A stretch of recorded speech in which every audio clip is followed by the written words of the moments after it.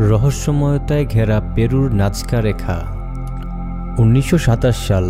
সে সময় পেরুর এক আর্কিওলজিস্ট তেরেবিউ মহিয়া ক্যাপস ঘুরে বেড়াচ্ছিলেন দক্ষিণ পেরুর এক শুষ্ক মালভূমি অঞ্চলে।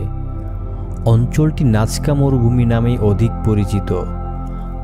হঠাৎই তার চোখে পড়ে দূরে অপেক্ষাকৃত নিচু অঞ্চলে কিছু অদ্ভুত রেখা। কেউ যেন রেখাগুলো দিয়ে কিছু আতিকায় জ্যামিতিক নকশা তৈরি করেছে মরুভূমির বুক চিরে। এর প্রায় বছর 3 বাদে এক পাইলট ওই শুষ্ক অঞ্চলের উপর দিয়ে যেতে যেতে তারও চোখে পড়ে মরুভূমির বুকে ওই জটিল নকশাগুলো। যেন কোনো শিল্পী বিস্তীর্ণ অঞ্চলের পাথরের বুকে এঁকে রেখেছে কোনো এক প্রাচীন সংকেত। এই ভিডিওতে আপনারা জানবেন রহস্যময়তায় ঘেরা পেরুর নাজকা রেখা। আমার চ্যানেল নতুন হয়ে থাকলে আপনারা অবশ্যই লাইক, কমেন্ট, সাবস্ক্রাইব করে বেল আইকনটিতে ক্লিক করে দেবেন। তখন 1939 সাল। পেরুর রাজধানী লিমা শহরে এক আর্কিওলজিক্যাল কনফারেন্স তেরেবিউ ওই রহস্যময় রেখাগুলোর কথা আবার উল্লেখ করেন। সকলের মনে এবার তীব্র কৌতূহল জাগে। সে সময় একজন আমেরিকান ঐতিহাসিক পল কসক কাজ করেছিলেন পেরুতেই। তার গবেষণার বিষয় ছিল পেরু সহ বিভিন্ন প্রাচীন সভ্যতার সেচ প্রণালী ব্যবস্থা। নাজকা রেখা সম্পর্কে জানতে পেরে তারও বেশ দারুণ কৌতূহল জাগে। তিনি একটা প্লেন ভাড়া করে নিজের চোখে দেখতে গেলেন ওই রহস্যময় নকশা। ওই অদ্ভুত নকশা দেখেই তিনি চুপ মেরে থাকলেন না। এই রেখার রহস্য উদ্ঘাটনের উঠে পড়ে লাগলেন। এই সময় তার সঙ্গে যোগ দেন জার্মান গাণিতিক ও আর্কিওলজিস্ট মারিয়া রাইখ। আর এই দুজন শুরু করেন নাজকা নিয়ে ব্যাপক গবেষণা। নাজকা লাইন আসলে কি? লিমা শহর থেকে প্রায় 400 কিলোমিটার দক্ষিণের ঊষর মরুভূমির জুড়ে রয়েছে এই নাজকা লাইন। এই মরুভূমিতে বালির অস্তিত্ব নেই। আছে বাদামি রঙের অসংখ্য আলগা পাথর। আর সেই পাথরের বুক চিরে রয়েছে এই প্রাচীন রহস্য। এই মরুভূমির প্রায় 500 বর্গ কিলোমিটার জায়গা জুড়ে 10,000-এরও বেশি আতিকায় রেখা রয়েছে। এই রেখা দিয়ে কোথাও তৈরি হয়েছে বিরাট বিরাট জ্যামিতিক নকশা, কোথাও বা তৈরি হয়েছে ফুল, গাছ, বিভিন্ন প্রাণী, এমনকি মানুষের প্রতিকৃতিও। এই চিত্রগুলো এতই বড় যে সামনে থেকে দেখলে এগুলোকে রেখা ছাড়া আর কিছুই মনে হয় না। ভূমি থেকে অনেকটা উপরে উঠলে আস্তে আস্তে চোখ পড়ে ওই রেখাগুলো একে অপরের সাথে জুড়ে গড়ে তুলেছে নানা রকম নকশা এবং আদল।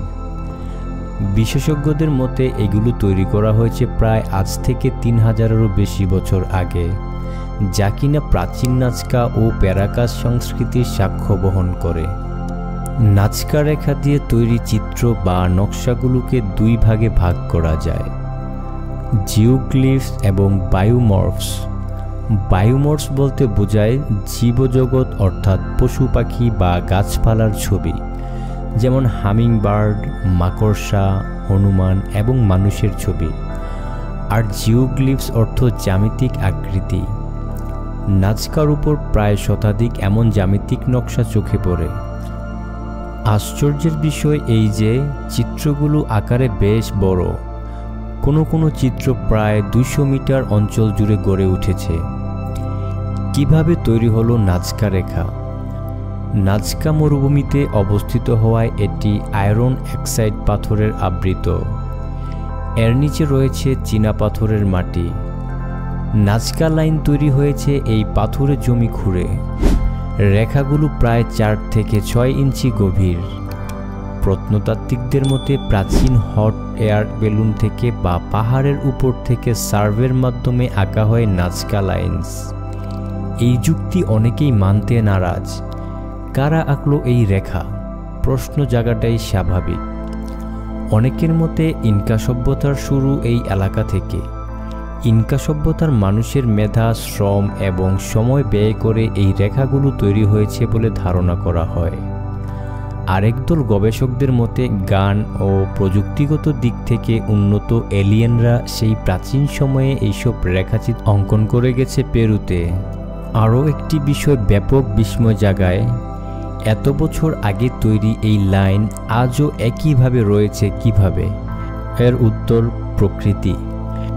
বিভিন্ন ধরনের প্রাকৃতিক শক্তি যেমন নদী, বায়ু, হিমবাহ ইত্যাদি তাদের নানা কর্মকাণ্ডের মাধ্যমে প্রতিনিয়ত ভূমিরূপের নানা পরিবর্তন ঘটায়।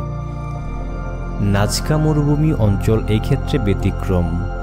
এই অঞ্চল অত্যন্ত শুষ্ক।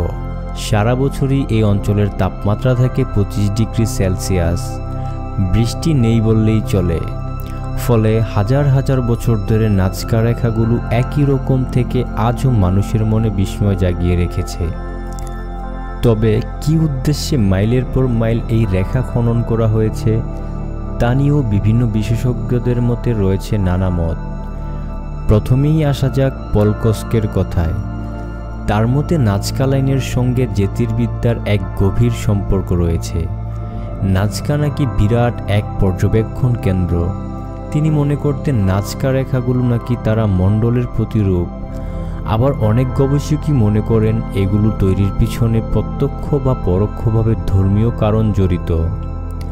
মনে করা হয় এই রেখাগুলো হয়তো কোনো ধর্মীয় উপাচারের অঙ্গ। হয়তো আকাশ থেকে ঈশ্বরের দৃষ্টি আকর্ষণ করানোর জন্যই প্রাচীন পেরু বাসিন্দারা এমন আতিকায় বিচিত্র নকশা বানিয়েছিলেন। আবার অনেকে মনে করেন পানির সন্ধানে পাওয়া যেতে পারে সেরকম স্থানগুলোর সংযুক্ত করেই রেখাগুলো আঁকা হয়। এর সপক্ষে জোরালো যুক্তি পাওয়া না গেলেও প্রাচীন রুক্ষ শুষ্ক পেরু অঞ্চলের কথা ভাবলে এরকম সম্ভাবনা একেবারেই উড়িয়ে দেওয়া যায় না। আবার অনেকে মনে করেন নাজকা লাইনের সাথে প্রাচীন টেক্সটাইল শিল্পের যোগসূত্র আছে। কিছু বিশেষজ্ঞ মনে করেন ওই বিশাল লম্বা রেখাগুলো প্রাচীন মানুষেরা লোম হিসেবে ব্যবহার করতেন। এই সুতো দিয়েই নাকি প্যারাকাস সংস্কৃতিতে মমি আবৃত করা হতো। এসবের মধ্যে সুইস লেখক এরিক ফন দানিকেনের তথ্যটি বেশ জনপ্রিয়।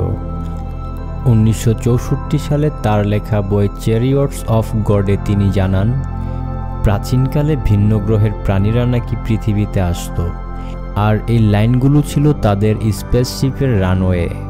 ভবিষ্যতে যাতে তারা পথ চিনে ফিরে আসতে পারে সেই কারণে নাকি প্রাচীন পেরুর বাসিন্দারা আরও বিভিন্ন নকশা অঙ্কন করেন। বর্তমান সময়ের রানওয়ে এবং নাজকা লাইনের মধ্যে যে সাদৃশ্য রয়েছে তার উপর ভিত্তি করে দানিকেনের তত্ত্বকে একেবারে উপেক্ষা করার কোনো জোর নেই। এত বিশাল এলাকা জুড়ে পাথর কেটে এমন নিখুঁত রেখা টানা সহজ কাজ নয়। যদিও এর নির্মাণে কত সময় ব্যয় হয়েছে তা পরিষ্কার নয়। বিশেষজ্ঞদের মতে এত বিশাল এলাকায় শ্রমসাধ্য কাজ অল্প দিনে হয়নি। প্রজন্মের পর প্রজন্ম ধরে বিশালাকার রেখাগুলো তৈরি করা হয়েছে। নাজকা রেখা নিয়ে বিভিন্ন গবেষকদের গবেষণা এখনও শেষ হয়নি। পৃথিবীর ইতিহাসে এরকম অজানা সকল স্থাপত্য এখনও রয়েছে যার ব্যাখ্যা আমরা আজও পর্যন্ত জানি না। তেমনই একটি হচ্ছে ইটালির রোমে অবস্থিত কলোসিয়াম। এই কলোসিয়াম সম্পর্কে জানতে আমাদের এই ভিডিওটি দেখুন। আর আমাদের চ্যানেলে নতুন হয়ে থাকলে অবশ্যই লাইক, কমেন্ট, সাবস্ক্রাইব করে বেল আইকনটি ক্লিক করে দিবেন এবং আপনার মূল্যবান মতামতটি কমেন্টের মাধ্যমে জানাবেন।